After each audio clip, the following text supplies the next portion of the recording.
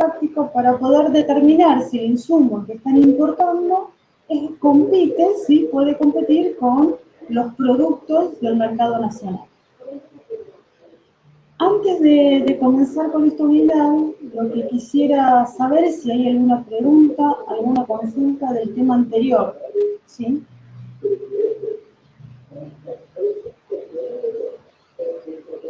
¿No? Bueno. Entonces continuamos.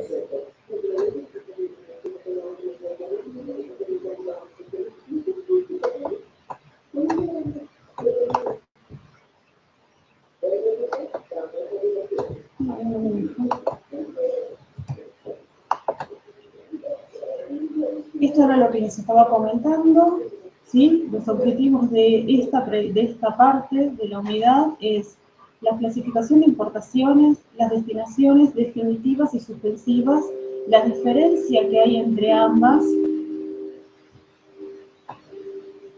y en la segunda parte, que vamos a ver la clase que viene, costos de importación. Nosotros algo ya habíamos visto, y ustedes lo vieron con los profesores en las diferentes partes, ¿sí? En las diferentes unidades a lo largo de estas clases. ¿Por qué importamos? ¿Por qué podemos llegar a necesitar importar un producto?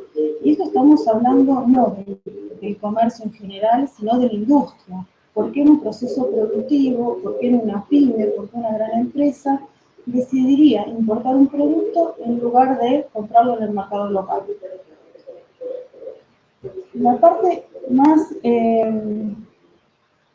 lo que podría suceder es que el producto no exista en el mercado, ¿sí? Pero eso no suele ser la cuestión más habitual para la mayoría de las pymes, salvo, por ejemplo, algún insumo muy específico. Usualmente se busca, ¿sí?, importar un producto para mejorar la calidad, para diversificar proveedores, para buscar mejores precios o condiciones de financiamiento. Todas estas cuestiones hacen del proceso de importación algo mucho más complejo que decidir comprar un producto en el exterior. A veces cuando nosotros hablamos con alguien que recién comienza, alguien que dice, bueno, mira, vi un precio mucho más barato en el mercado en China, en Italia, de esta máquina, y le preguntamos por qué la querés comprar, por qué querés importar, la respuesta es porque es más barata, porque es más económica. Y en realidad lo que están obviando es todo el proceso de importación, los riesgos, los costos, los impuestos y por sobre todo los tiempos. Y cada vez que hablamos de tiempo en comercio exterior, hablamos de diferentes tipos de riesgos asociados. Ustedes vieron seguros con los profes y estamos en general hablando de riesgos operativos. Pero cuando hablamos de tiempo, también tenemos riesgos comerciales, tenemos riesgos cambiarios, entre otros. Entonces, la decisión de importar, si solamente está fundada en una cuestión de precio, es vacía, ¿sí? Sobre todo para la industria. Tiene que estar fundada en otras cuestiones, tiene que estar fundada en la necesidad de, por ejemplo, yo creo que es la principal, de diversificar la cartera de proveedores. La diversificación de la cartera de proveedores me permite a mí, ante una situación de crisis, ¿sí?, tener diferentes alternativas. Poder tener costos estimados o un proceso de agilización ágil para conocer los costos de los diferentes proveedores que tengo en el mercado. Si yo necesito con urgencia una partida extra de materia prima, si necesito una pieza de una de mis máquinas, si necesito diversificar mi producción o cambiarla, mejorarla, o agregar de imprevisto un insumo nuevo, ¿sí? Todo eso usualmente se requiere el análisis de diferentes proveedores. Este análisis, ¿sí?, vamos a ver que es mucho más complejo de lo que usualmente se cree y lleva más búsqueda y más análisis de información. Es decir, no puedo obtener los costos de importación usualmente en una tarde si no tengo los contactos, si no conozco, no tengo la información. Desarrollar un costo de importación muchas veces lleva un proceso, ¿sí?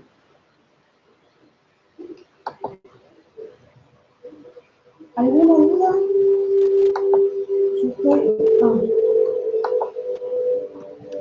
Patricia, perdón, pero ¿puede ser que haya un ruido de fondo?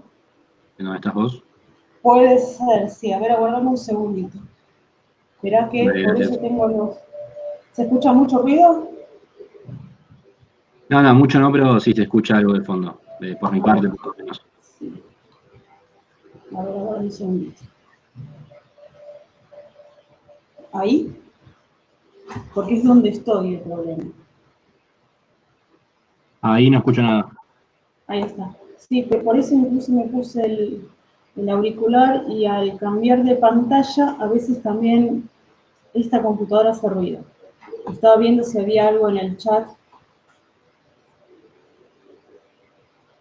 Ahí está. No sé, Juan Manuel, ¿también seguís escuchando ruido? Vuelvo a la presentación.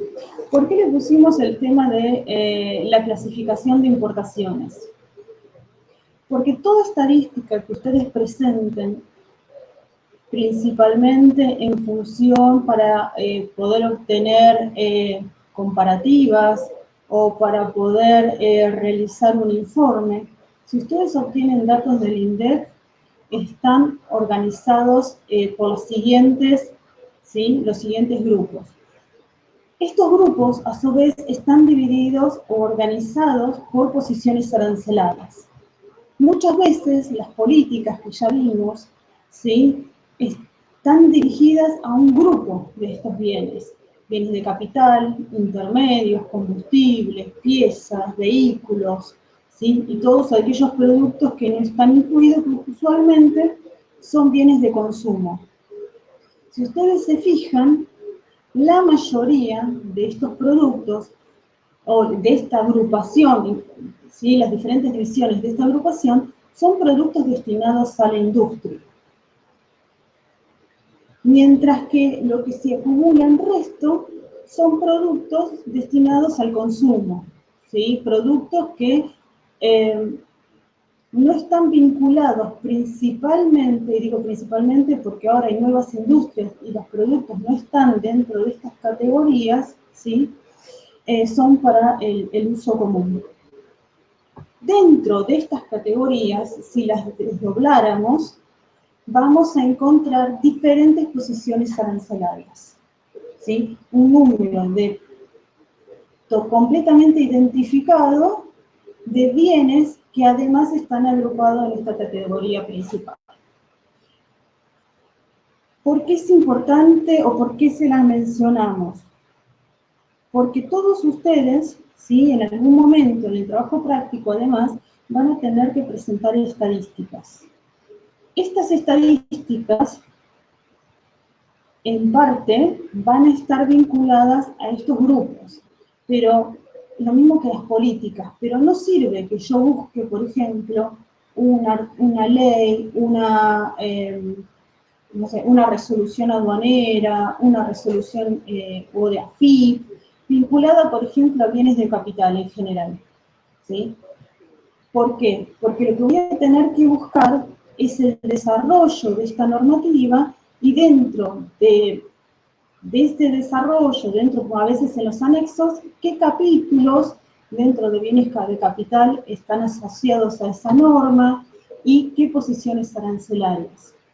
Lo menciono porque usualmente ese es el error que encontramos en los trabajos prácticos. No, pero yo encontré esta resolución que beneficia a los bienes de capital. ¿Cuáles? No, bienes de capital. Sí, eso es en líneas generales, pero Después tenemos que ir avanzando, desarrollando, desagregando, y eso en el trabajo práctico es algo muy importante. Pero vamos a avanzar a lo que nos importa en esta unidad.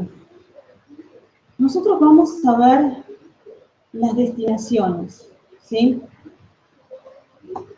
Ay, esperen. Ahí está. La otra no sé, se salió. ¿Qué es? Yo hablé de destinaciones, hablé cuando empecé la clase que íbamos a ver este tema, pero lo que no definimos es qué es destinar una mercadería. Destinar una mercadería aduaneramente es decirle a la AFIP cuál va a ser el destino, cuál es mi voluntad, cuál es mi objetivo, para qué importé esa mercadería. En líneas generales podemos decir que destinar una mercadería es darle un marco legal. ¿Por qué? Porque esa destinación, la selección de este destino, ¿sí?, va a implicar normativa aplicable, va a implicar plazos, va a implicar obligaciones, va a implicar documentación. Por lo tanto, como importador, ¿sí?, tengo la obligación dentro de los plazos legales de darle un destino a la mercadería. Este destino, o esta destinación, o esta declaración, me va a obligar a ciertas cuestiones. Por ejemplo, a pagar aranceles, o si no los pago, a garantizarlos, a presentar documentación. Y estas destinaciones, ¿sí?, pueden ser, tenemos dos grandes tipos, después vamos a ir avanzando, pero como adelanto, definitivas o suspensivas. Eso van a ser. Y otra cosa que quiero aclarar, nosotros vamos a ver los grandes regímenes, ¿sí? Dentro de estos regímenes vamos a encontrar subregímenes mucho más complejos y específicos. No es que vamos a verlos todos, porque lamentablemente no tenemos tiempo, pero el objetivo, ¿sí?, es que ustedes tengan el conocimiento marco para después poder ir desarrollando paso a paso.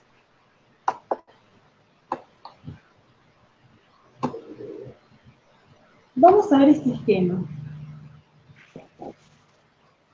No sé si se ve alguna duda o algún comentario. Si chicos, yo no veo el chat. Tenés una consulta, te la leo, de Sí. Kevin. Dice, envases particulares, ¿entrarían en la cuarta clasificación? En referencia a lo que estaba mostrando de la clasificación de la posición arancelaria. Envases dependen.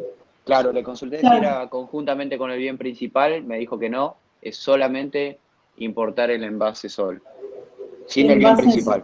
Claro, no, entonces la mayoría de los envases entran en otros, no son bienes de consumo. Pero habría que ver el envase específico. Si vos te estás refiriendo, por ejemplo, a las botellas o los estuches de anteojos, la mayoría de esos envases sí, entra como otros. Por eso te preguntaba, Bernardo, el tema de si está asociado a un producto en particular. ¿Sí? Yo, ¿qué tal hice la pregunta? Era, bueno, en el TP tenemos lo que sería envases de latas de pintura. Envases para pintura. Claro. Latas. Serían latas, claro. ¿Y por qué ustedes, cuál es el tema del trabajo práctico? De pintura industrial. Y Pintura pensamos cómo importar lo que sería el envase. ¿Van a importar la lata? Claro.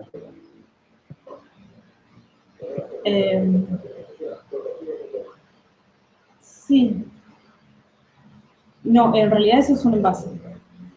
Definitivamente.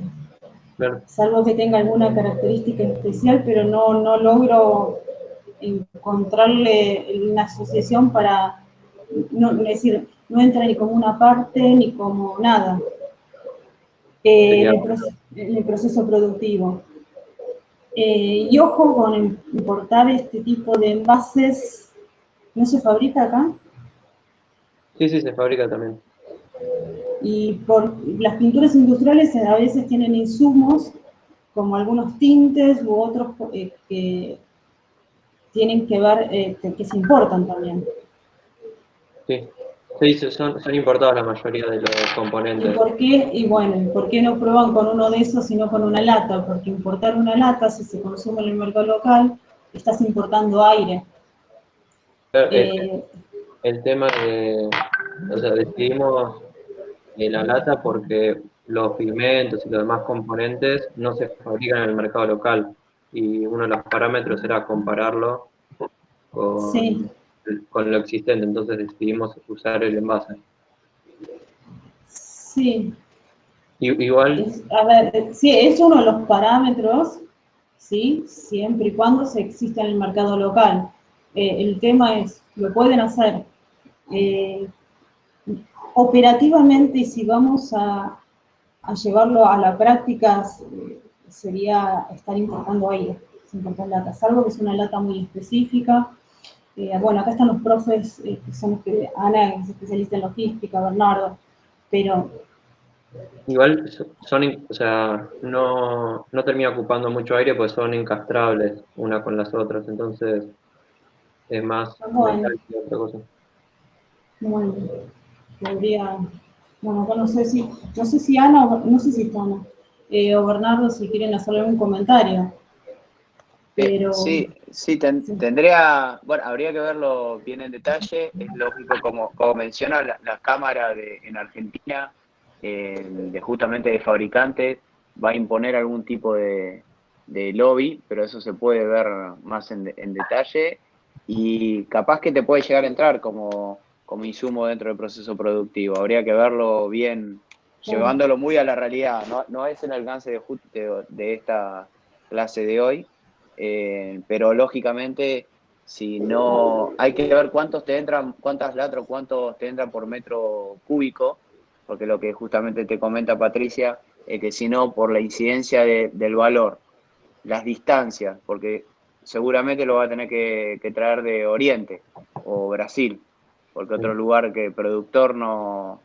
tenés, entonces por las distancias y el costo del flete, se te va a encarecer mucho y se te va a ir con el mercado local. Se te va a ir mucho en costo todo de flete. Básicamente es eso lo que te quería comentar, Patricia. Buenísimo. después habría que analizar el proceso productivo y la posición arancelaria, sobre todo, el tipo de lata, pero bueno, eh, eso lo vamos viendo, ¿sí? Dale, Pero está buenísimo. buena tu pregunta, no, está buena tu pregunta y todas las que haya así de última, sí, porque yo no veo el chat, o me las leen los chicos o abran los micrófonos. El objetivo es llevarlo a la mayor realidad posible al trabajo práctico, ¿sí? Así que, bien, volvamos. ¿Por qué pusimos este gráfico? Lo que queremos mostrarles son los tiempos que tenemos a partir del arribo del medio de transporte. Y esto, a ver, todos los esquemas que vamos viendo de acá en más son esquemas tentativos. Es lo mismo que cuando veamos los plazos. ¿Por qué? Porque siempre la aduana puede interferir con alguna normativa en particular, que suelen ser de último momento. También tenemos que tener en cuenta que esto puede ser modificado por alguna política, ¿sí? Por lo tanto, no es que yo me quedo con estos plazos o los plazos que leí en algún momento en el código aduanero. En el momento de la operatoria, yo necesito sí o sí chequear y controlar cuáles son los plazos vigentes al momento de la operación, ¿sí? Entonces, arribado el medio de transporte, la aduana me va a dar 15 días para que yo determine la destinación que va a tener mi mercadería. Es decir, qué régimen legal le voy a otorgar. Vamos a ver que si la mercadería, ¿sí?, no ingresa en un subrégimen especial, obligatoriamente va a ingresar a un depósito, ¿sí? Entonces, más allá de que yo tenga estos 15 días, operativamente la mercadería va a ingresar a un depósito fiscal. Todo esto, ¿sí?, implica costos. Es decir, no es que yo tengo 15 días, entonces me siento a esperar y miro una película en Netflix, ¿sí? Digo, bueno, mañana llamo al despachante a ver qué hacemos. Cada día que la mercadería esté en depósito fiscal son costos en dólares, movimientos, mantenimiento, ¿sí?, seguros, etcétera, etcétera, etcétera. Entonces, cuanto más rápido destine la mercadería, cuanto más rápido retire la mercadería de la aduana, menos costos voy a tener, ¿sí? Menos costos operativos dentro de la terminal. Ahora bien, las destinaciones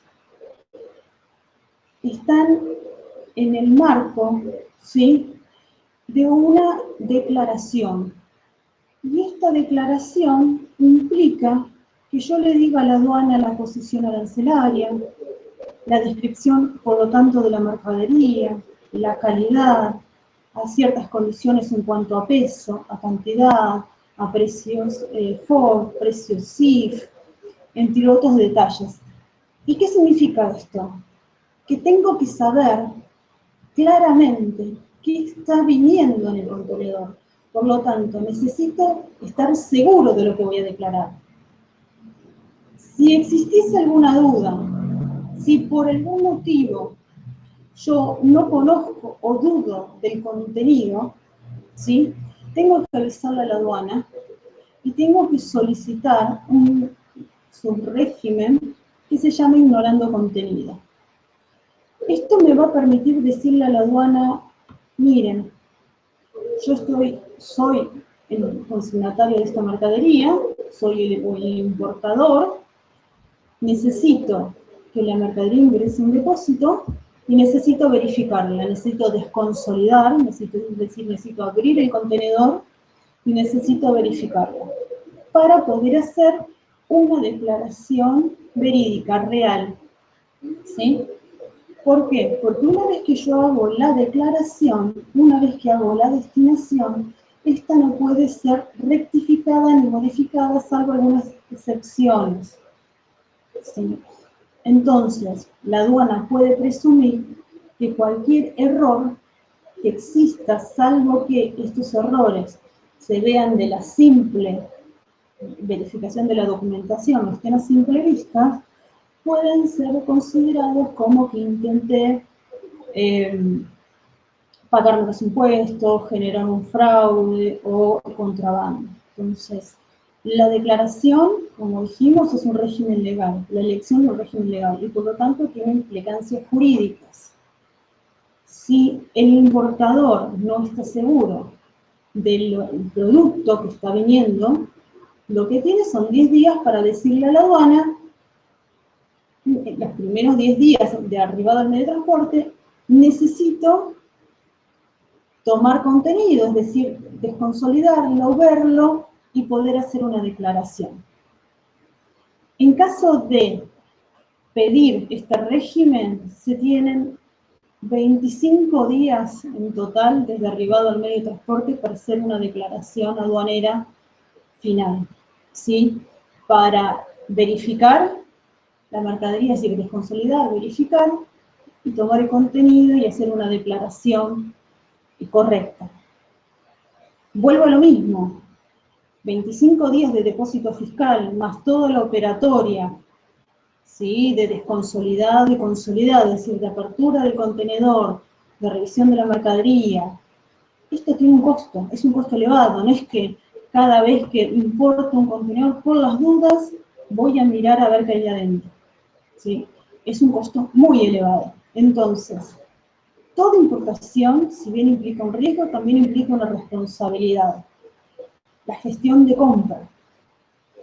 Voy a tomar el ejemplo de las latas. La persona que compró las latas tiene que ser lo suficientemente responsable para conseguir la información técnica correcta. los materiales, en el caso de las aleaciones, en caso de que corresponda, las cantidades, asegurarme que la cantidad comprada es, ¿sí?, la cantidad embarcada. No sé, a veces los proveedores tienen gentilezas, bueno, si hubo una gentileza, avísame para que pueda subsanar esto, antes a nosotros nos pasó. A mí me pasó con filtros de máquinas, ¿sí? Que teníamos como, nosotros habíamos comprado una cierta cantidad y vinieron 60 filtros industriales más. Contrabando. Decir que, bueno, nos enteramos, se pudo rectificar la declaración con un contenido, pero ojo, es peligroso desde el sentido que esto puede ser costoso, ¿sí? Una mala declaración, pero más costoso también es esto. Ahora, no cumplir con estos plazos implican multas. Multas del 1% sobre el valor en aduana. Vamos a ver, nosotros ya vimos que el valor en aduana para importación era el costo seguro y flete, el CIF, Cost Incidence and Freight. El 1% en forma automática, ¿sí?, en dólares. Por lo tanto, no cumplir con los plazos una vez determinado el régimen también tiene implicancias jurídicas y económicas. Quiero hacer una aclaración con respecto a esto, y tiene que ver mucho con la clasificación arancelaria, por eso somos a veces muy hinchas con esto. Hasta el año, no me acuerdo, si lo estoy contando yo, creo que fue hasta el 2011-12, si yo tenía una mala declaración y por lo tanto la declaración implicaba una mala liquidación de impuestos, ¿sí?, era simplemente una infracción aduanera.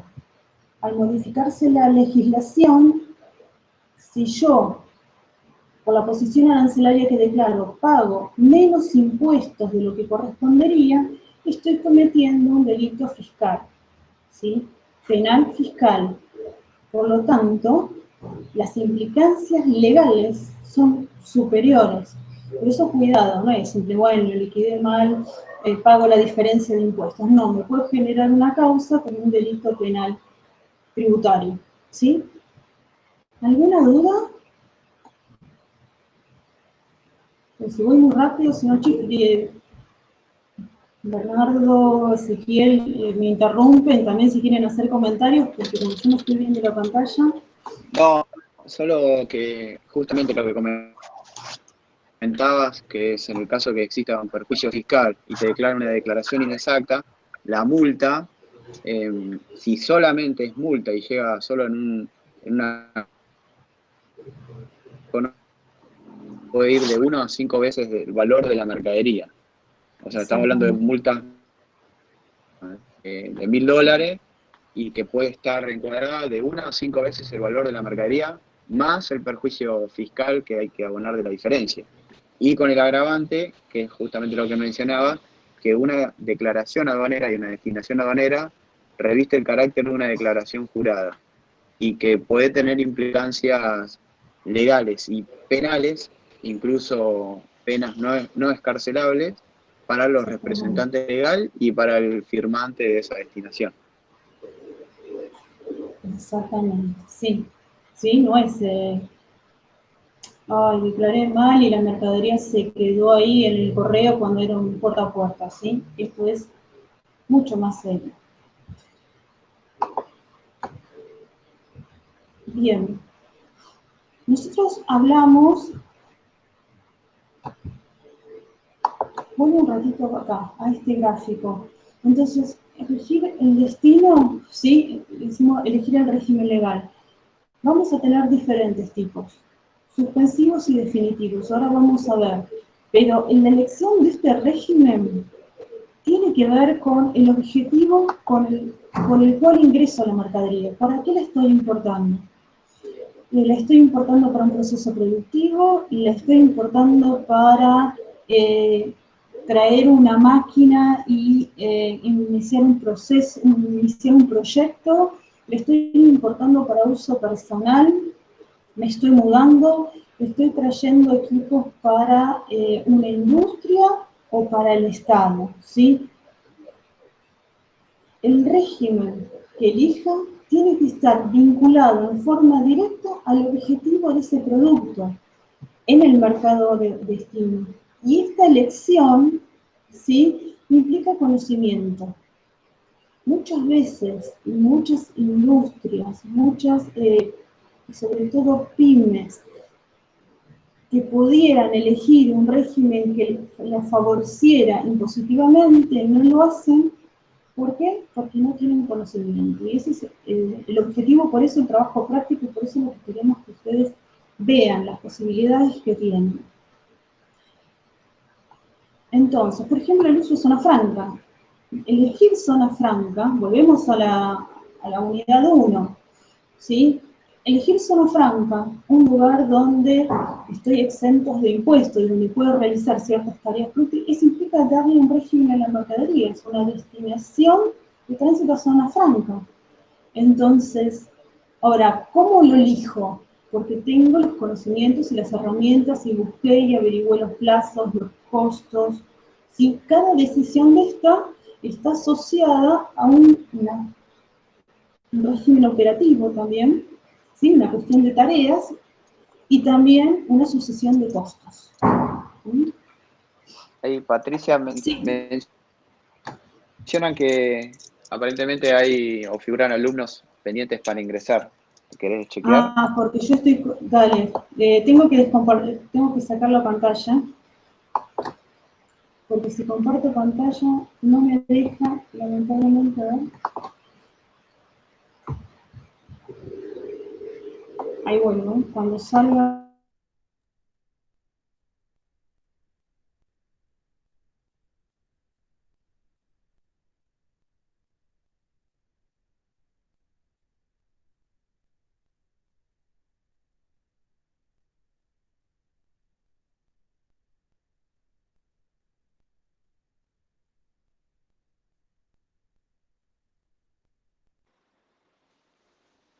Ahí se cortó ese. ¿Querés continuar?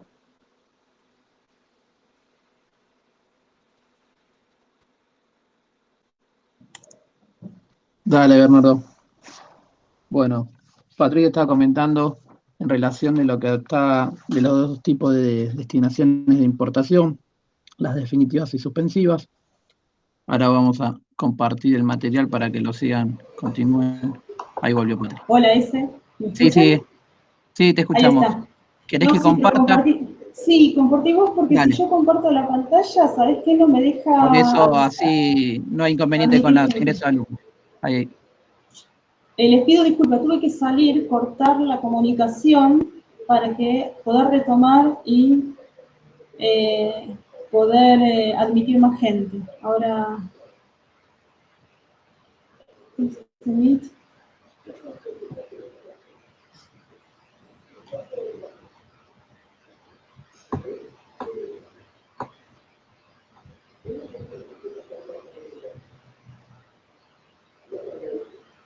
no se ve eso.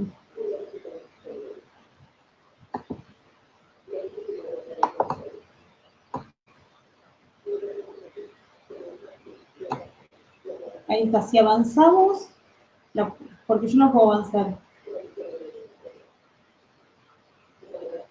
La que sigue. Ahí está. Vamos a detenernos un poquito acá. Nosotros dijimos que había destinaciones suspensivas y definitivas, ¿sí? Y vamos a dividir estos dos grandes regímenes.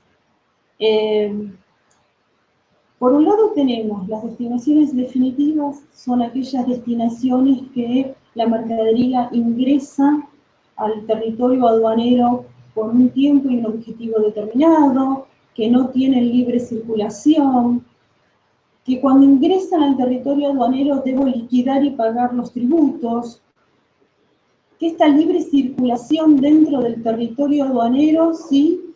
Va a implicar que la pueda comercializar, ¿sí? Que la pueda consumir o vender, ¿sí? Es decir, tengo los derechos sobre esa mercadería. Puedo, además, transformarla, y por otro lado, queda sujeta a cualquier tipo de prohibición económica y no económica. Es decir, la mercadería que ingresa en forma definitiva es una mercadería que podemos resumir en tres. Entra por un tiempo indeterminado, paga tributos, tiene libre circulación y la puedo consumir o comercializar siempre y cuando cumpla con las condiciones legales. Por otro lado, tenemos las importaciones suspensivas o las destinaciones suspensivas. Es todo lo contrario, ¿sí? Tienen un tiempo determinado, tengo que decirle a la aduana con qué objetivo voy a traer esa mercadería, no tienen libre circulación, es decir, voy a tener que mantenerlas en el lugar que declaro, y si las tengo que movilizar, las voy a tener que movilizar por las rutas o en el itinerario que declare a la aduana y me sea autorizado. No voy a pagar impuestos porque no estoy generando un hecho impositivo, sino que voy a tener que garantizarlos. Cuando ustedes en las clases pasadas hablaron de seguro de caución, el seguro de caución se utiliza en estos casos. Es decir, no voy a pagar impuestos, no voy a pagar, perdón, tributo, correctamente hablando, pero voy a tener que garantizar. No solo voy a garantizar el monto de los tributos, sino también una serie de multas automáticas, ¿sí? En caso de que no cumpla con el régimen. Los regímenes suspensivos son regímenes estrictos. Y me gustaría hacer una aclaración. Ustedes en el texto tienen una serie de plazos, ¿sí? Que son plazos estándares, plazos de la normativa, algunos coinciden y otros no con el Código Aduanero, porque la normativa fue modificando el Código Aduanero. Pero estos plazos son los plazos que establece la legislación y no significa que sean los que nos autoriza la aduana. Cuando yo pido una destinación definitiva, yo presento la documentación, pago los impuestos, me autorizan la importación, decimos que nacionalizamos o liberamos la mercadería, y a partir de ese momento, ¿sí?, terminó mi responsabilidad o mi obligación aduanera. En cambio, cuando yo tengo una destinación suspensiva, voy a tener que probarle a la aduana cuál es el objetivo de esta mercadería, dónde la voy a tener. Voy a tener que presentar un expediente. Este expediente me lo pueden aprobar con los plazos establecidos por la normativa, o me pueden poner plazos diferentes, plazos mínimos, menores, nunca mayores. Pero yo puedo pedir 2 años. ¿Hola? Ahí se escucha. ¿Alguien quiere hacer una pregunta? No. Yo puedo pedir 2 años, por ejemplo, y solamente autorizarme 1 o 1 año y medio. Entonces, quiero que quede claro esto porque a veces, sobre todo cuando se hace una planificación, dicen, bueno, total esto lo importo, lo tengo 2 años, lo tengo 6 meses, lo tengo 3 meses, eso es lo que dice la ley. No, ¿sí? Vamos a depender de la autorización establecida por la aduana. ¿Sí? ¿Alguna duda? No, yo puedo abrir el chat, ¿no? Profe, ¿algún ejemplo de algún producto o algo que tenga designación suspensiva? ¿Cuál puede ser? Bueno, ahora estamos en cuarentena, pero todos, por ejemplo, todos los equipos de música que vienen para un recital, todo entra en destinación suspensiva, ¿sí? Los libros que venían para la Feria del Libro, vienen en destinación suspensiva. Ahora vamos a ver los diferentes tipos. vamos a ver los tipos generales, pero vos importás los libros, ¿sí? Están en la feria y los retornás, los reexportás a el país de origen, es decir, la destinación suspensiva, que es lo que me faltó decir cuando me eché con el chat, es aquella que desde que comienza, ¿sí?, tiene una obligación, y es la obligación de reexportar la mercadería. Y siempre les tiene que quedar algo, en toda destinación suspensiva siempre termina en una definitiva. Es decir, yo importo en forma suspensiva, exporto en forma definitiva o reexporto. Entonces, otros ejemplos, por ejemplo, después vamos a ver para la industria, ¿no? Pero, por ejemplo, vos podés traer un equipo para una máquina para capacitar a tus empleados. Entonces, traes las máquinas, vienen los ingenieros, capacitan a tu personal y esa máquina de prueba, ¿sí?, se reexporta. Podés traer, por ejemplo, los autos para el Rally Dakar, entre otras cosas. Después vamos a ver mecanismos para poder importar mercaderías o insumos para poder fabricar y exportar. Pero eso es más diferente. Pero hay un montón de productos que están en los mercados, los desfiles de moda. Pero se usa mucho para capacitación, para prueba, ¿sí? Tengo que traer para hacer series de pruebas para ver si un motor me sirve para los equipos que estoy usando. Aunque el tema de motor es bastante complicado porque tiene seguridad eléctrica, pero sí. No sé si después vamos a ver más, pero no sé si quedó claro. Sí, quedó bien claro. Gracias. Bien. ¿Me pasás la...? Bien. Para consumo, definitivas, vamos a ver en realidad vamos a ver una destinación y un procedimiento. Voy a empezar al revés, voy a empezar por la destinación definitiva de importación para consumo, ¿sí? La destinación definitiva de importación para consumo es...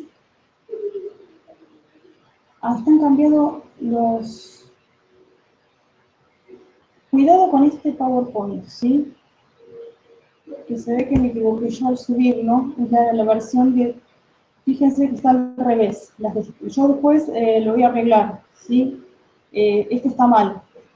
Por las dudas aviso. Están mal los nombres. La primera definición es la de destinación para consumo.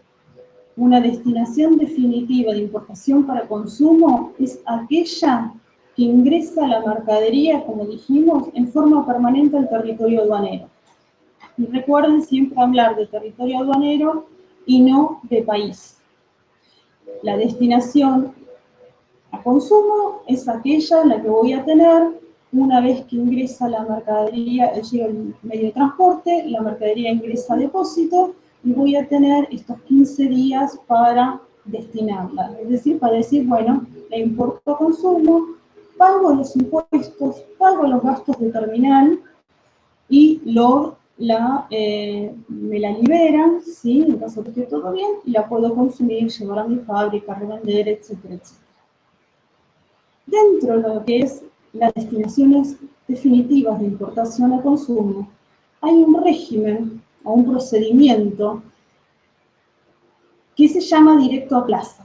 Cuidado si aquellos que todavía están usando la bibliografía vieja, porque decía destinación de despacho directo a plaza, ¿sí? Y en realidad no es una destinación, es un procedimiento dentro de lo que es importación a consumo, es un procedimiento que me va a permitir ingresar la mercadería al territorio aduanero sin pasar por el depósito fiscal. ¿Para qué sirve el que es el procedimiento directo a plaza? Por ejemplo, para mercaderías peligrosas, mercaderías que puedan poner en riesgo ellas mismas, al resto de las mercaderías o al personal de los diferentes depósitos, ¿sí?, fiscales. Pero también se usa este procedimiento directo a plaza para importar mercaderías que son sensibles, que pudieran perder alguna condición, ¿sí?, en caso de que permanecieran demasiado tiempo en depósito fiscal. En los últimos tiempos, antes de que se hicieran los cambios más recientes y que hubiera problemas con el tipo de cambio, etcétera, etcétera, el directo a plaza se había utilizado para liberar los depósitos fiscales. ¿Qué significa este procedimiento? Hasta 5 días antes del arribo al medio de transporte, yo le puedo decir a la aduana que quiero retirar la mercadería, ¿sí?, sin pasar por depósito fiscal. Esto significa que yo voy a hacer una declaración jurada, como les dijo Bernardo, que voy a solicitar destinación, que voy a declarar la mercadería sin haberla visto, incluso sin que haya llegado al medio de transporte. Por lo tanto, tengo que estar muy seguro de lo que estoy importando. Eso por un lado. Por el otro lado, tengo que tener los recursos económicos para poder retirar la mercadería. Vamos a ver, nosotros vamos a hacer después una diferencia entre costo y presupuesto. Nosotros hablamos de presupuesto, del monto total que voy a necesitar para poder importar la mercadería. Entonces, tengo que contar con la seguridad de lo que estoy importando, contar con la logística para poder retirarla de la aduana y además con los recursos económicos, ¿sí? Entonces, una vez que cuento con todo eso, puedo pedir el directo a plaza. Ahora bien, para poder efectivizar esta destinación, voy a tener que contar con un recurso, es decir, que esté cargado el manifiesto de carga, es decir, que el agente transporte aduanero haya hecho su declaración en el sistema Malvina. Entonces, a veces, sí hay entre que llega la mercadería y se termina esta declaración, ¿sí? A veces sí, hay un cierto cortocircuito, o sea, no es que funcione que llega el barco y mi mercadería sale. A veces suele haber cierta demora. Pero cuidado, porque no significa que porque yo haya pedido directo a plaza, no esté sometido a control aduanero. Es decir, puede salir un canal rojo y la mercadería ser verificada. Con el agravante que si se encuentra una discrepancia, una mala declaración, se puede presumir que fue intencional, ¿sí? ¿Por qué? Porque estoy pidiendo un régimen donde estoy obviando una instancia de procedimiento habitual, que es la importación definitiva a consumo. Entonces, para hacer este procedimiento que me agiliza a mí la importación, voy a tener que contar con mucha seguridad y recursos, ¿sí? Entonces recuerden que esto está al revés, igual cuando lo habilite en el aula virtual lo cambio, porque es una versión. Bien. ¿Tiene un costo adicional? Operativamente los despachantes te pueden cobrar un costo adicional. Vos te vas a ahorrar gran parte de la operativa dentro del depósito. Entonces, desde ese sentido podés ahorrar dinero. Ahora, como vas a tener que justificar, ¿sí?, y es un trámite adicional, a veces los despachantes de aduana, depende de si vos no es el despachante de tu empresa, depende del tipo de contratación, te pueden cobrar un adicional por operatoria con el DAO. Pero hay que evaluarlo, digamos, no es algo que podamos hacer para toda la mercadería, hay que evaluarlo bien, hay que estar muy seguro de lo que se importa, ¿sí? Pero podés ahorrar operativamente mucho dinero por el tiempo de espera dentro del depósito, ¿sí? Bernardo, ¿algún comentario de logística de esto? ¿No? Sí, ahí justo te doy un ejemplo también que hablaban de temporal y cuando un pozo de petróleo entra en una fase que se descontrola, hay digamos, unos bomberos internacionales. Justamente ese tipo de equipamiento que vos lo tenés que utilizar para un uso determinado, en este caso, intervenir un pozo en un lugar determinado y con el fin determinado, lo ingresás temporalmente, o sea, lo ingresás al país. Operan 10 días, 7 días y se reexporta después al exterior. Y como es equipamiento de emergencia o hay mucho equipamiento de emergencia que puede ingresar así, en vez de ingresar al depósito provisorio o al depósito final, va directamente a DAP y luego se le hace la destinación suspensiva.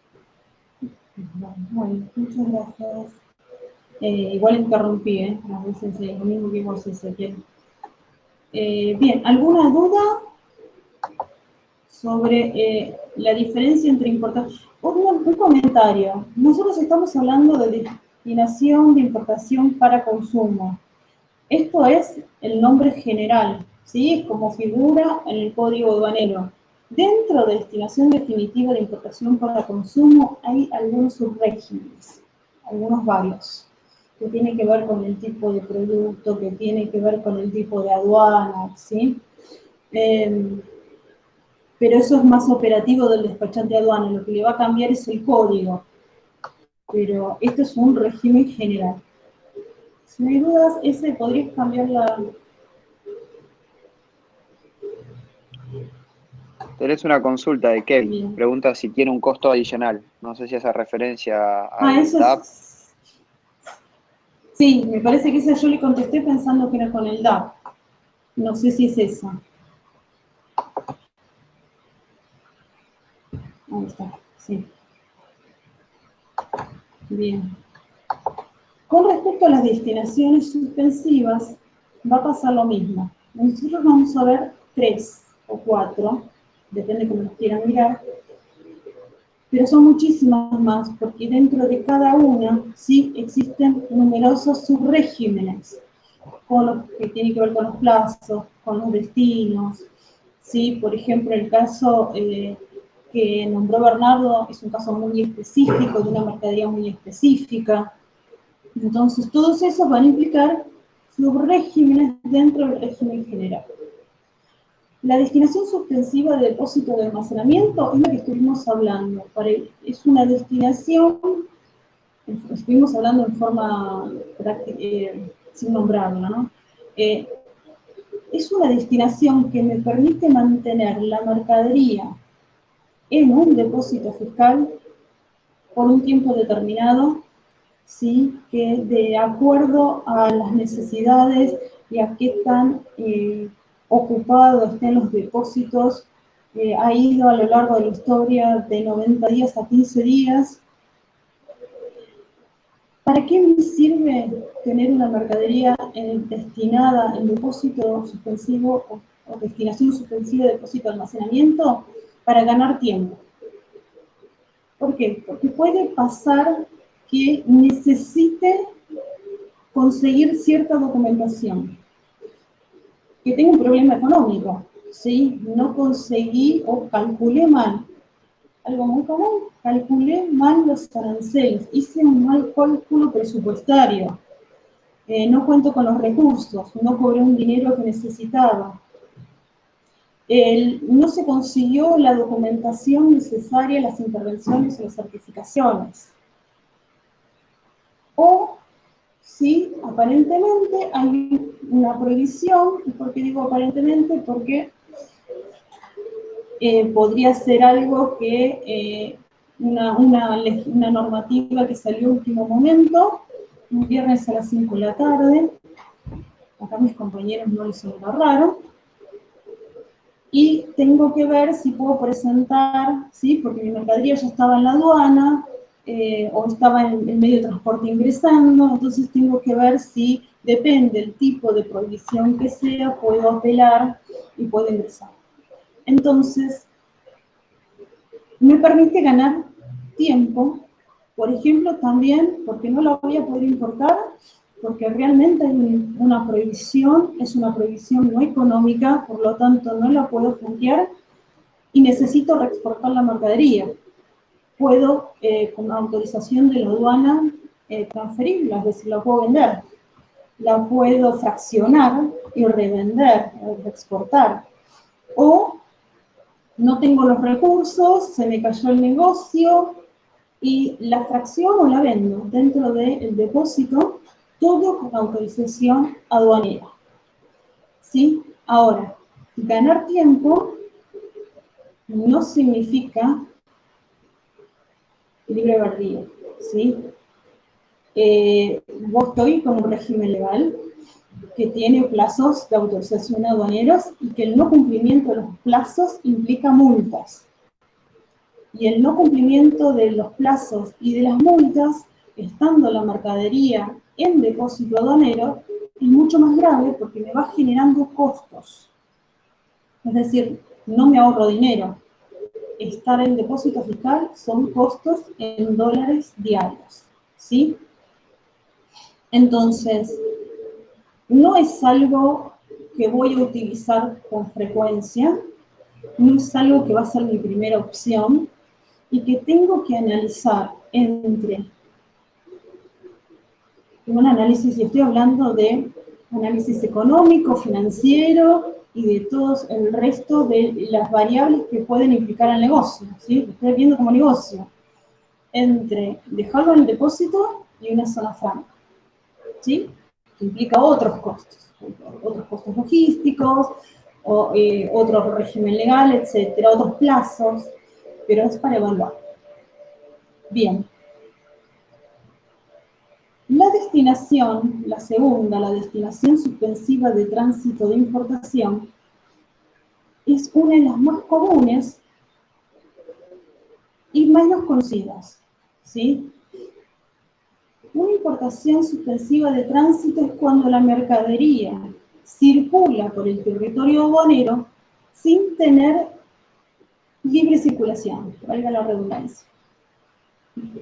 Y hay dos tipos de destinaciones suspensivas de tránsito.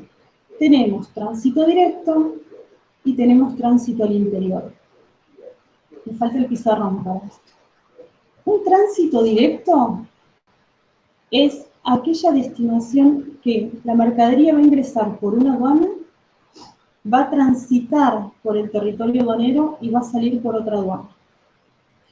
Dentro del territorio aduanero no va a tener ni libre circulación, va a tener que garantizar los derechos, va a tener que cumplir una serie de postas y de rutas.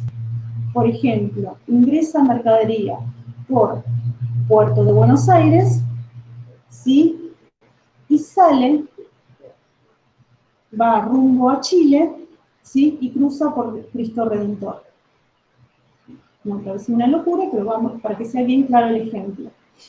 Entra por Buenos Aires, sale por Mendoza.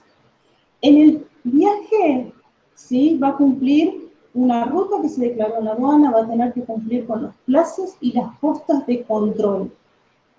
Esa mercadería no ingresa, es decir, no se nacionaliza en el territorio aduanero, está simplemente de paso.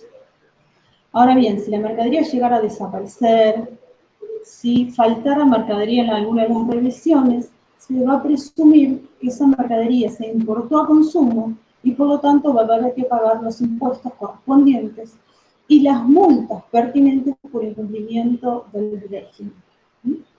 Son regímenes muy estrictos estos. Y cada vez más, y cada vez se usa más la tecnología, ahora hay una rastreo satelital, bueno, se está pensando en la geolocalización también de algún otro tipo, de alguna otra forma, porque las actuales, la verdad, a veces son bastante vulnerables. Pero bueno, cada vez hay más tecnología para chequear los plazos, los contratiempos, etc. La segunda, ¿sí?, es tránsito hacia el interior. ¿Qué significa? Va a ingresar la mercadería por una aduana, se va a movilizar, la voy a mover, ¿sí?, por otro medio de transporte, sin libre circulación, sin pagar los aranceles, habiendo garantizado, y la voy a llevar hasta otra aduana, donde voy a hacer la nacionalización. ¿Por qué haría esto? Porque es un costo adicional. La realidad es que yo estoy moviendo la mercadería, estoy poniendo una garantía, estoy incurriendo en gastos de custodia, probablemente, más honorarios de despachante, porque son más destinaciones. Muchas veces se hace porque mi aduana, porque mi empresa tiene un depósito aduana particular, privada, es decir, aduana en fábrica, porque es una mercadería cuyos costos es muy elevado y prefiero que se desconsolide y se verifique en una aduana donde hay gente especialista, o porque en la aduana donde voy a hacer la destinación es una aduana en la que tengo acceso, ¿sí? Puedo mandar a mi despachante, puedo mandar a personal de mi empresa a cumplir con la desaduanización de la mercadería, ¿sí? Ahora, después vamos a ver en costos que este movimiento, llevar, por ejemplo, del puerto de Buenos Aires a la aduana de Mendoza y hacer aduana en Mendoza, implica que mi CIF, mi flete internacional, sea más alto. Es decir, el tránsito, está en tránsito la mercadería, va a ser parte de mi CIF. No los quiero complicar ahora, pero tengan en cuenta eso, ¿sí? No es que yo voy a hacer aduana porque sí en cualquier parte del país. Implica también un análisis, ¿sí? Costo-beneficio. ¿Qué gano operativamente? ¿Qué gano en la logística y qué pierdo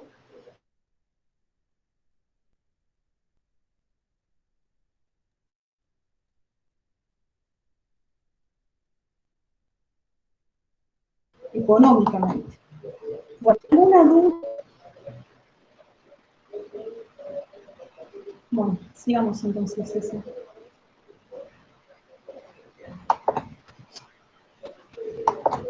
Vamos a ver la computadora.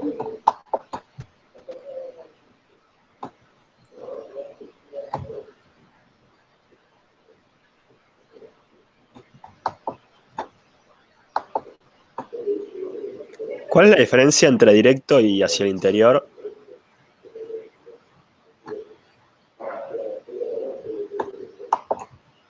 Está bien. La diferencia es que en el tránsito directo la mercadería ingresa por una aduana, transita por el territorio aduanero y sale del territorio aduanero por una segunda aduana. Dentro del territorio aduanero, esa mercadería nunca se nacionaliza en condiciones normales, ¿sí? Que digamos que todo transcurra correctamente. Es decir, esa mercadería solo hace un paso por el territorio aduanero. No es mercadería que se vaya a usar, es mercadería, por ejemplo, que se va a utilizar en Chile. En cambio, la mercadería que hace tránsito hacia el interior, en algún momento, en algún punto del territorio aduanero, se va a importar a consumo. Es decir, en la que podés legalmente, la diferencia, podemos decir que la destinación de tránsito directo, tenés una destinación suspensiva de tránsito que termina en una destinación de exportación. Es decir, la mercadería se va del territorio aduanero en forma definitiva. entra por una aduana y sale por otra aduana. En cambio, la destinación de tránsito al interior, en algún momento, la mercadería en alguna aduana del territorio aduanero se importa a consumo. ¿Sí? En forma definitiva o temporaria. Es decir, sería una locura, pero podría pasar que alguien haga un tránsito y después una temporal, una destinación suspensiva. Lo usual, cuando se usan estos regímenes, es para hacer una destinación en alguna aduana del interior, ¿sí?, que me es más afín por algún motivo. O porque tengo aduana domiciliaria, es decir, mi empresa, por ejemplo, las automotrices, no es en el caso de las empresas de petróleo, pero las automotrices, la mayoría tiene aduana domiciliaria, es decir, tienen en su planta un depósito que se habilita como depósito fiscal, que se pide turno y van los vistas de aduana, es decir, van a verificar la mercadería importada. Entonces, este gasto operativo de hacer el tránsito lo ganan con los gastos que se evitan en el depósito fiscal. No sé si quedó clara la diferencia. No vi quién, no llegué a ver quién me preguntaba. ¿Sí? Bueno. Cualquier cosa vuelvan a preguntar, ¿sí? Porque no vi el nombre de la persona que me preguntó, así que no sé si quedó claro. La destinación, después tenemos dentro de las suspensivas, el régimen, que es destinación suspensiva de importación temporaria. Y vuelvo a aclarar acá, cuidado con el que está usando el material viejo, porque había una simplificación didáctica, ¿sí?, que nosotros decidimos dejar de usar porque generaba bastantes conflictos después con la práctica. Entonces, no utilicen, ¿sí?, el material antiguo, aquellos que sobre todo que son recursantes. Nosotros tenemos la destinación suspensiva de importación temporaria. Esta destinación, que es la que estuvimos hablando, la que comentó Bernardo, la que comenté yo, nos va a permitir ingresar una mercadería por un tiempo determinado, con un objetivo determinado, ¿sí?, sin pagar los aranceles, presentando una garantía, con la obligación de reexportarla, vencido el plazo. Ahora bien, puedo pedir una prórroga con 30 días de anticipación mínimo a vencerse el plazo, por única vez y por un plazo idéntico. Que no significa que la aduana me lo otorgue. Y esto hay que tener mucho cuidado. Muchos importadores se confían, el despachante dice, no te preocupes, yo te pido una prórroga y tenés 60 días más.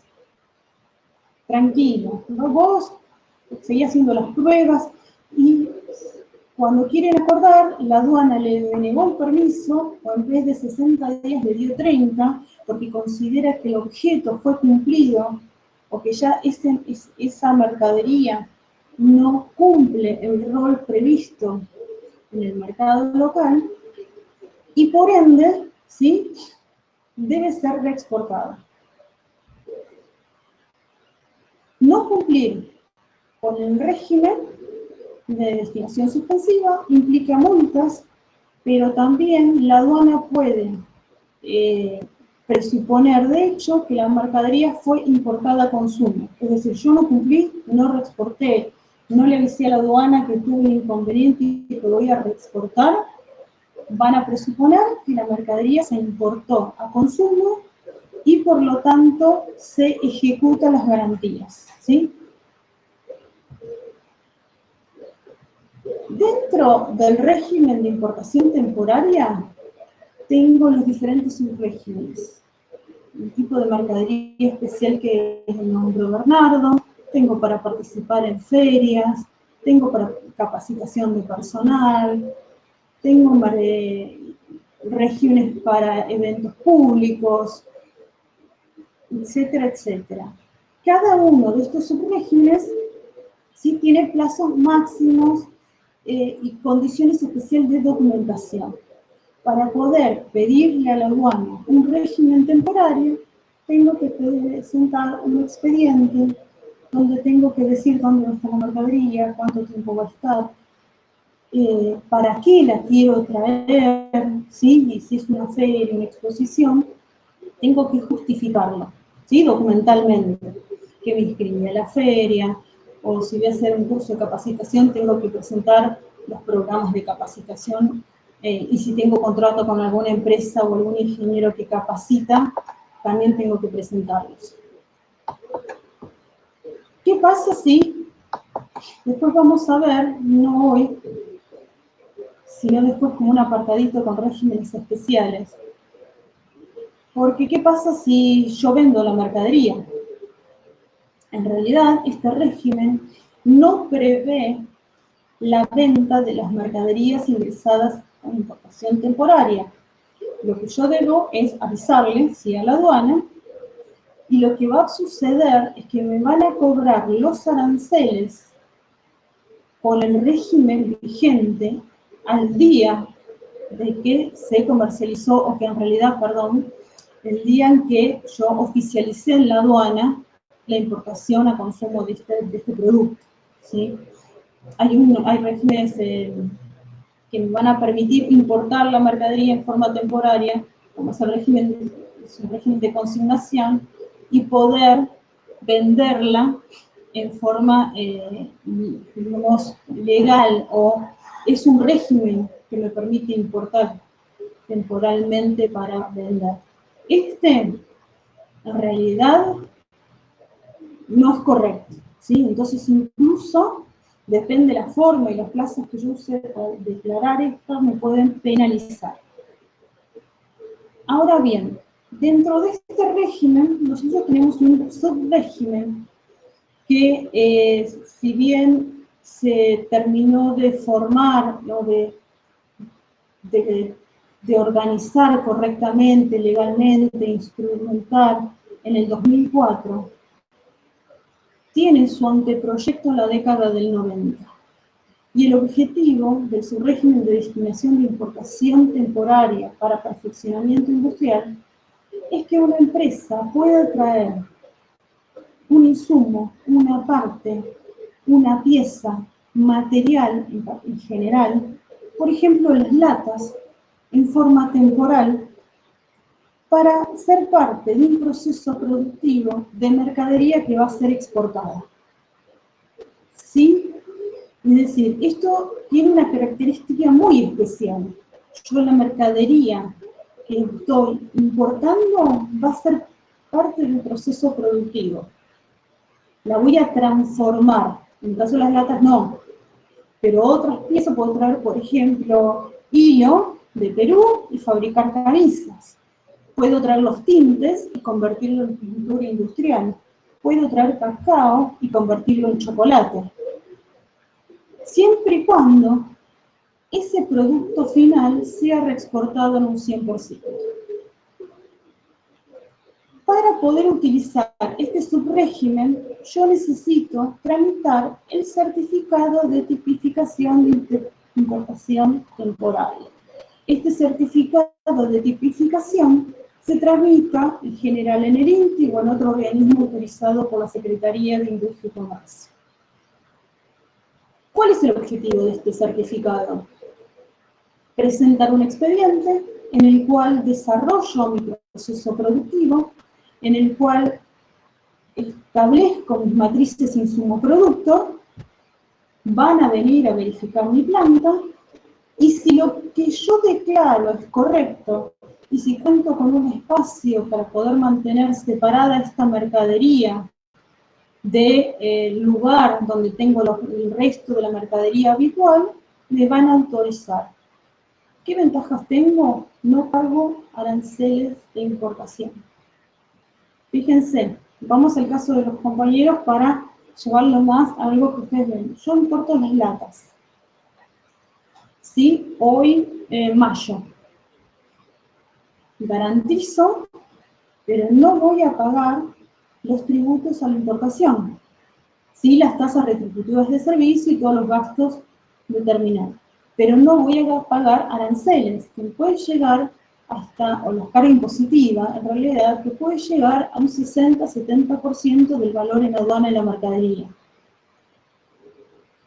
Por lo tanto, no pago ese costo, ¿sí? Lo tengo garantizado, entran mis latas, fabrico la pintura, envaso y exporto.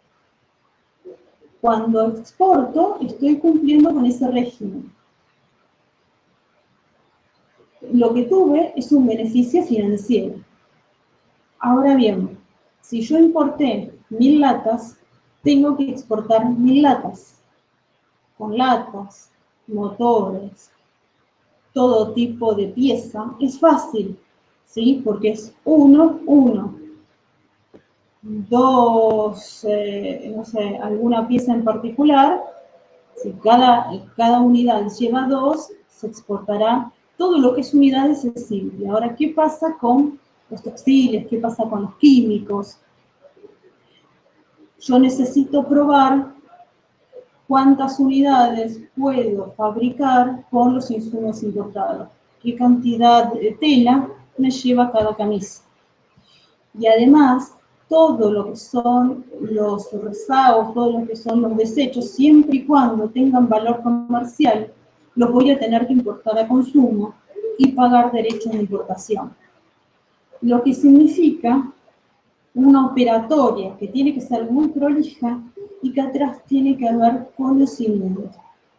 ¿Cuál es el problema de las pymes? Falta de desarrollo. Principalmente faltan, para mi gusto, en el caso de los que he trabajado, faltan ingenieros que puedan manejar tanto el proceso productivo como el proceso de comercio exterior. Que puedan hacerme una matriz insumo-producto, controlarla con toda la rigurosidad que implica la legislación para poder cumplir y no tener inconvenientes. El régimen es muy bueno, siempre y cuando tenga la capacidad operativa de cumplirlo. ¿Hay verificaciones? Sí, hay verificaciones. La aduana verifica si yo estoy cumpliendo con el proceso productivo, si yo estoy reexportando, y también verifica si yo no mezclo las mercaderías. Lo que se importó para reexportar tiene que ser reexportado. ¿Sí? Hay algunas posibilidades que me permite el régimen, en caso, por ejemplo, que surja un incendio, en caso de que se robe mercadería, se pierda, si justifico legalmente, pero son complicaciones que después tengo que sortear. Ahora bien, el régimen es muy estricto en cuanto a plazos. El régimen es muy estricto en cuanto a documentación. Si yo cambio el proceso productivo, mi matriz insumo-producto cambia, tengo que declararlo y tengo que volver a realizarse toda la verificación. ¿Sí? Este régimen sería muy importante poder utilizarlo en la industria argentina, pero para eso primero necesito que la pyme sea sólida en el mercado local, que pueda abrir mercados externos, que tenga consolidado el sector externo y después empezar por acá. ¿Sí?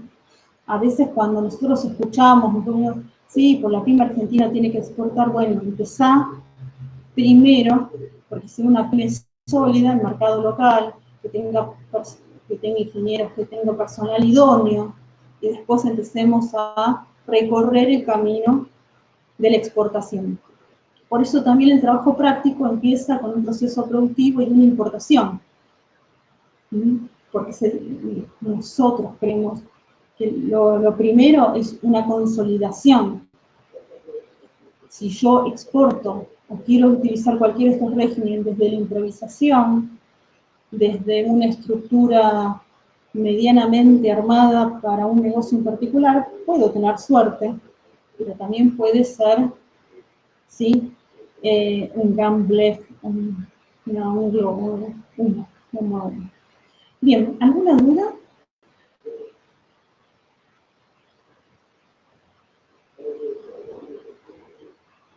¿No? Avanzás un poquito ese que vamos a ver los plazos.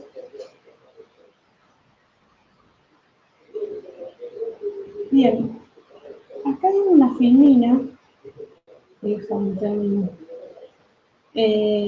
donde van a encontrar los plazos según el código aduanero. Con perfeccionamiento-beneficio, ¿sí? Tenemos un plazo máximo hasta 2 años, bienes, fíjense que tienen bienes de capital, bienes para feria y exposiciones, estos serían algunos de los subregímenes, ¿sí? Muestras comerciales, máquinas y aparatos, envases y embalajes que entrarían en el caso de las latas, otros. Los que son productos sin perfeccionamiento, significa que tienen que ingresar y ser vueltos a exportar en las mismas condiciones en las que ingresaron, ¿sí? No pueden ser modificados. En caso de que haya, por ejemplo, un deterioro o que no puedan ser reexportados porque se dañaron, se presumirá que se importan a consumo en las condiciones en las que están. Por ejemplo, traigo un auto para probar un motor, un auto de carrera, lo choco, lo destruyo, se hace un bollo, y la logística de exportarlo no me conviene, se importa a consumo a las condiciones que se encuentran. Ahora bien, si ese auto de carrera desaparece, ¿sí? Se presume que se importó a consumo en las condiciones originales. Por lo tanto, no es que voy a traer mercadería, cualquier tipo de mercadería, y me desocupo. Muchas veces los costos también de cuidado son importantes. Y vuelvo a repetir, estos plazos son plazos estimados. No significa que la aduana me autorice, por ejemplo, para una exposición 8 meses.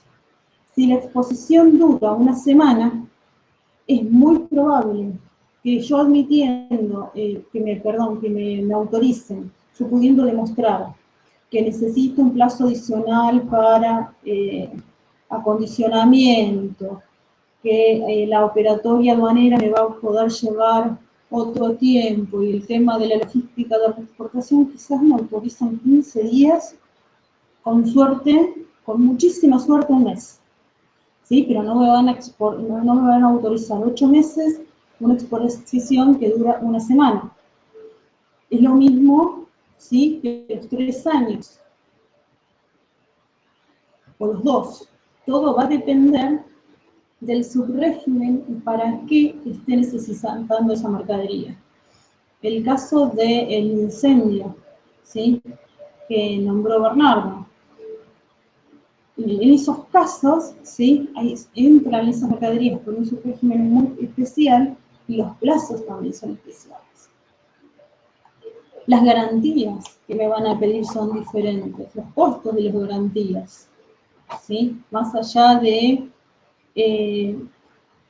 el valor en aduana va a ser el mismo de una importación a consumo, pero a esto le tengo que sumar las multas, ¿sí?, y todos aquellos aranceles que hubiera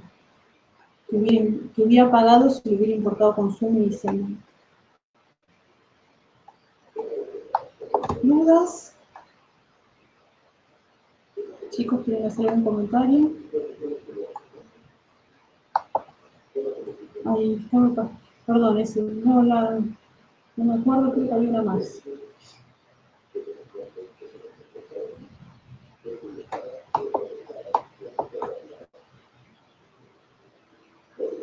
Ezequiel, ¿se escucha? Ezequiel, ¿te fijas en la versión esta, en la Filmina más? No, Por solo fin, las preguntas o dudas esta que no. tengan. Está bien, porque la saqué, no me acordaba. Sí. No, Patri, yo quería hacerle el comentario, bueno, a los chicos en relación, ya que tiene vinculación con el trabajo práctico y cada clase que vamos avanzando conjuntamente, vamos incorporando más temas para el desarrollo, que como le transmití la semana pasada, nos gustaría que puedan ir enviando algunos avances, aunque sea de lo poco que hayan tenido, si tienen de la primera parte, dudas que tengan en función de la segunda parte, cómo vienen trabajando, más que nada también para ver cómo los podemos orientar y guiar en forma con toda la cátedra de comercio exterior para orientarlos, guiarlos y que puedan ir avanzando con las presentaciones, dado que, bueno, el contacto a distancia y todo se hace de esta manera, y necesitamos ver también, queremos ver cómo van avanzando, cómo van desarrollando el producto, si tienen que hacer alguna modificación del producto, de algún insumo importado. O sea, quizás viendo con este panorama, con el tema del día de hoy, si les pueden aportar algo más en función de cómo lo venían o tenían planeado presentarlo el desarrollo del trabajo. Sí, a mí me preocupa que no haya consultas, porque en realidad no es un tema sencillo. Exactamente, más que Usualmente también en la presencialidad hay más preguntas, ¿sí? sí. Eso me preocupa, pero tienen el material para leerlo. En la clase que viene vamos a ver costos, y ya de por sí costos de importación es compleja en la presencialidad, que podemos interactuar mucho más fluidamente. Acá va a ser más complejo, ¿sí? Vamos a ver, no sé si vamos a usar esta plataforma u otra, porque no me permite, no me está dando muchas posibilidades. Yo no veo cuando ustedes, si yo hago la presentación, nos puede dejar ingresar gente, así que quizás tengan que entrar un ratito antes. Pero piensen que costos de importación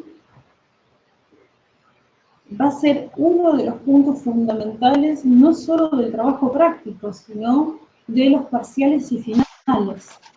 ¿Sí? Porque, por ejemplo, en un final, ahí las consignas valen 0,50, un punto como mucho, y un ejercicio de costo vale 2 puntos. ¿Por qué digo esto? Porque para nosotros es fundamental.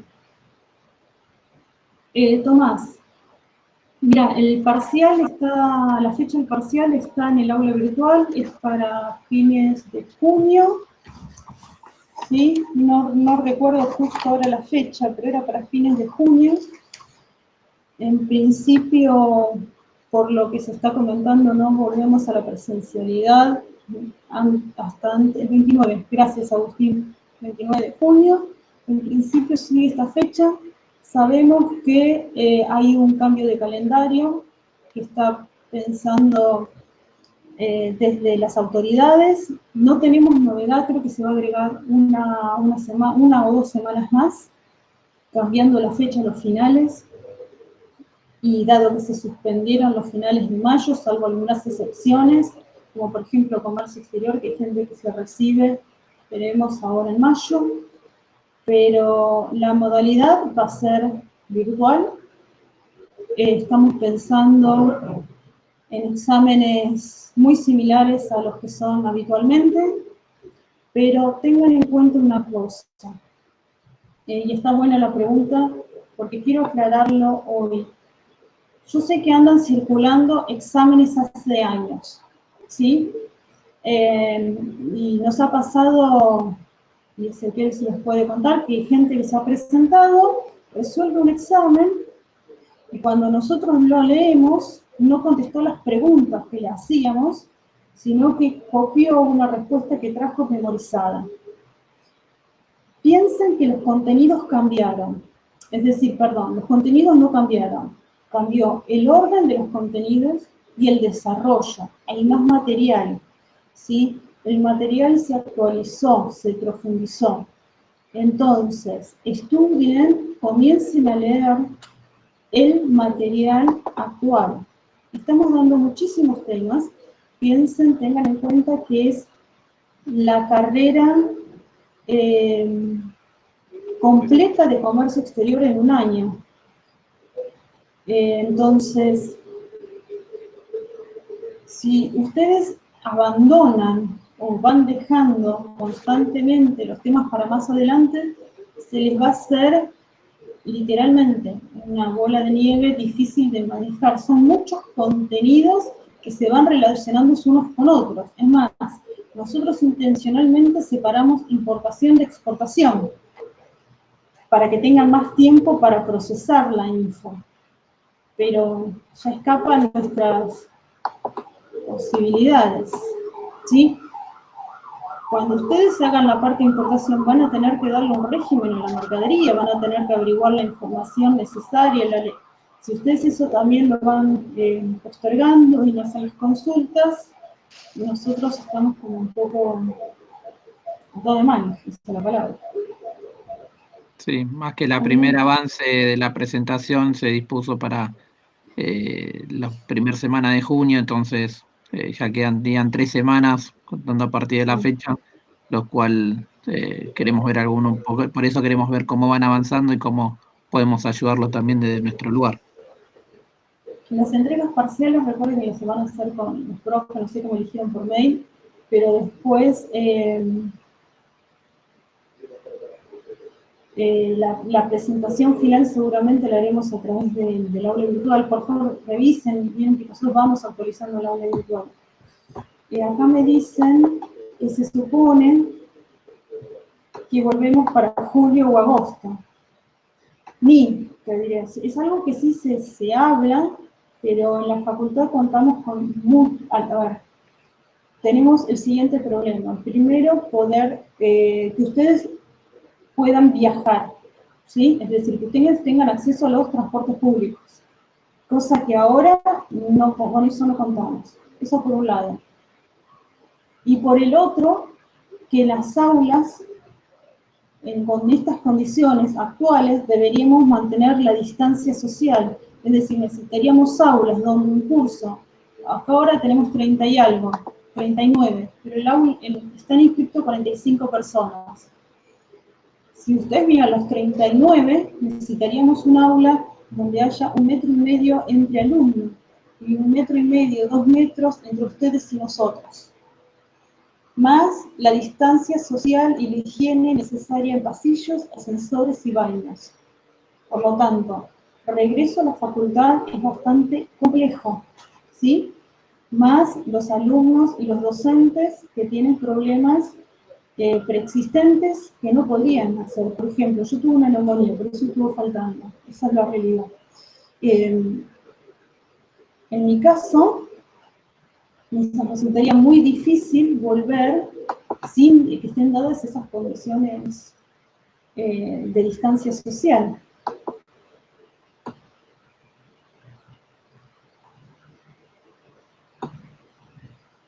Sí, el tema sería genial poder... La verdad es que a nosotros nos resultaría mucho mejor poder volver por los exámenes, por todo. De todas formas, como habitualmente los exámenes, ustedes lo sabrán, de comercio exterior fueron multiple choice, verdadero o falso, completar, no nos preocupa tanto este primer cuatrimestre, ¿sí? Lo que necesitamos es, por ejemplo, lo que más nos complica el tema de los ejercicios y el feedback con ustedes. Esa es la verdad. Nos interesa más que ustedes lo tomen, que comprendan los temas, porque el examen a nosotros no es algo que nos preocupe realmente poder tomarlo, porque la metodología que nosotros siempre tomamos los parciales lo podemos hacer.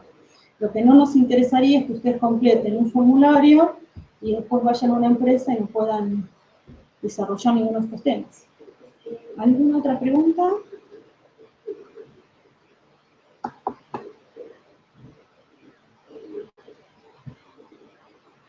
¿Preguntas de temas anteriores?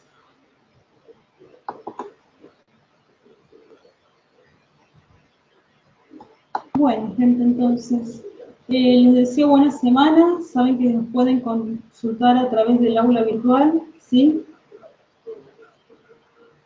Y abrimos el foro específico para esto. Van a ver que los otros foros los pudimos habilitar, el sistema finalmente nos permitió. Así que los foros antiguos están abiertos, pero no se pueden dejar mensajes, ¿sí? Así que si ustedes tienen cualquier tipo de consulta, así sea de temas anteriores, déjenlos en los foros actuales. Eso nos va a permitir hacer un seguimiento, responder y que sea más ágil, ¿sí? Bien. Bueno, entonces, si no hay ninguna otra duda, Ezequiel, Bernardo, chicos, chicas, nos vemos la semana que viene. Nos vemos, Patri. Chao. Hasta luego, chicos.